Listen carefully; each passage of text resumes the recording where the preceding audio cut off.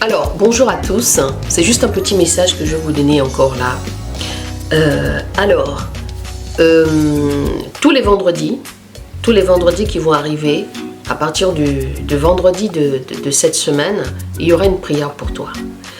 C'est une prière pour toi. C'est une prière en fait où on se retrouve. Donc pour toi qui es intéressé, n'hésite pas de me contacter parce que tu as un numéro de téléphone ici. Tu peux me contacter sur WhatsApp. Comme ça, je pourrais te donner le lien. Enfin, je pourrais t'enregistrer pour que nous puissions partager ce moment de prière. Dans cette prière, on est toujours dans la continuité de la lecture. Je préfère vraiment faire cette annonce-là comme ça. Parce que l'année dernière, j'avais déjà ouvert ce programme de prière et je me suis rendu compte que les gens qui voulaient s'intéresser à cette prière pensaient qu'on allait seulement prier pour prier. Et moi, je ne suis pas là pour prier pour prier.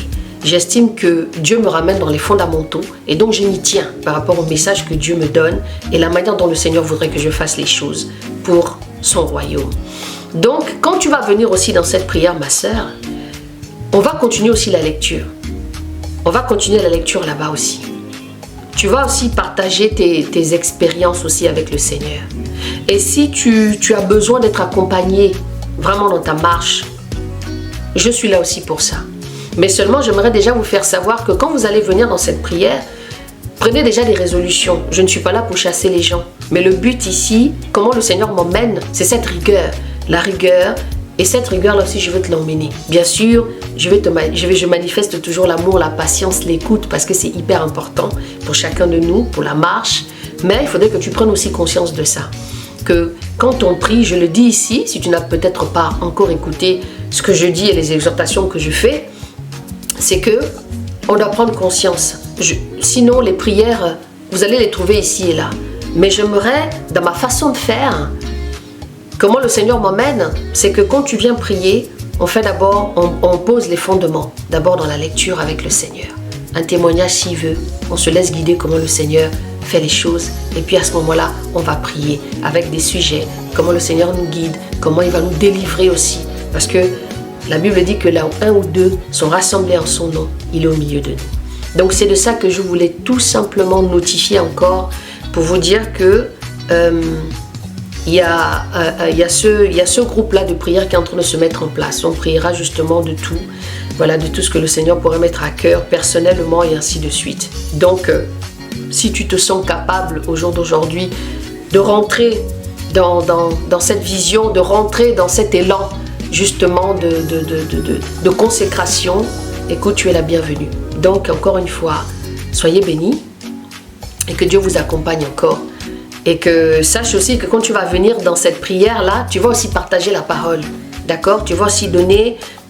vraiment, le Seigneur veut que j'insiste dessus. Tu vas aussi partager, tu vas aussi nous montrer comment toi aussi tu médites. Parce que c'est un échange entre nous. C'est aussi un moment où, comme je vous dis souvent, que moi aussi, je m'édifie en vous écoutant. Je m'édifie en voyant comment le Seigneur travaille aussi avec chacun de nous.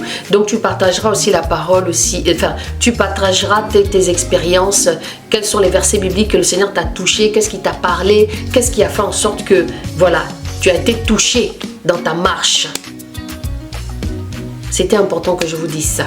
Parce que j'ai eu des expériences entre-temps où les gens pensaient qu'on pouvait seulement venir prier pour prier.